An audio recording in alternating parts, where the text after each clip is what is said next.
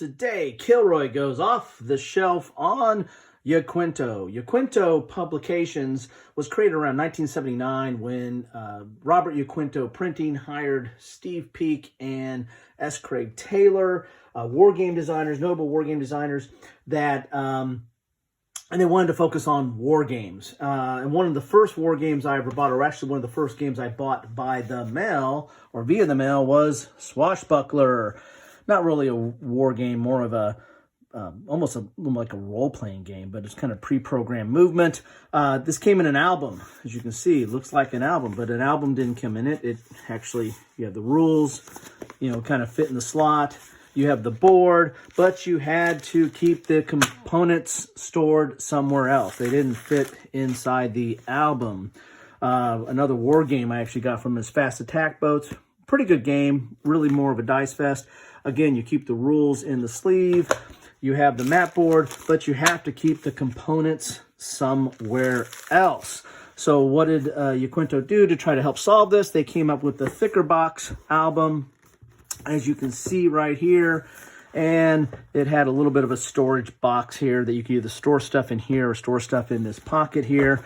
And you can keep your components and your charts, and then, of course, keep the rules in the sleeve as normal. But what I liked about this game, this is actually one of my favorite games of theirs. Not very complex, and it's actually pretty abstract, but it was almost like a wargaming kit. You had all these different periods, like the Napoleonic period, or the medieval period, or the modern period, and they had pike and shot, and American Civil War, and the ancients. But the components were pretty basic. You had blue and red and some terrain pieces. They had the NATO symbols, and each, depending upon what period you were in, the NATO symbols referred to a different type of unit. And then they had different values depending on what terrain they were in, had a movement value, a point value to balance out your gameplay or the sides. And then you had the standard army composition, like here's World War II and here's modern or today. And so you could take these, and it was very, very basic and somewhat abstract. You just kind of compared the values depending on what units were going up against each other.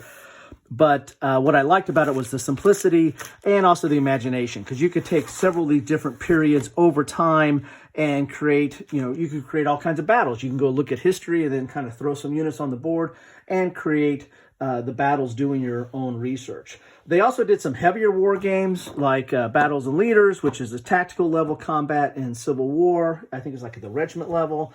They also branched out into other games other than war games, or this is kind of a war game. This is Wizardry and Warfare.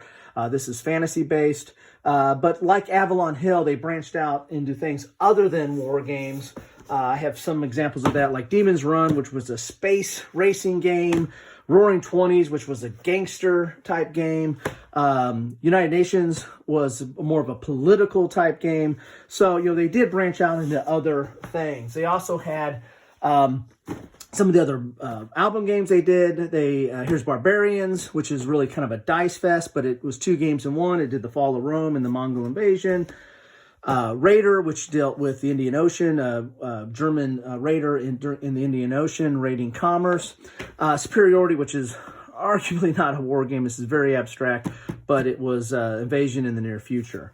So all kinds of different war games. Some of their most notable ones was the Ironclads. That one is one of the higher ranked ones on at least Board Game Geek. You also had what I still think is one of their better series was the Panzer series, which started off with the game Panzer. Then there was a follow-up with 88, and then another follow-up called Armor.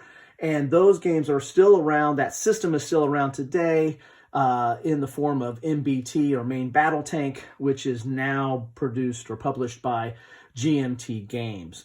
So there you have it. I mean, Yaquinto was gone. I think it lasted, its high water mark was probably in 79 to 82. And I think by 83, it was pretty much gone. So, but it still lives in some of the games out today, especially like the Panzer series that's out through MBT. And Panzer itself might be coming out in some version. So hope you found this interesting, but that's what I went off on the shelf, Yaquinto.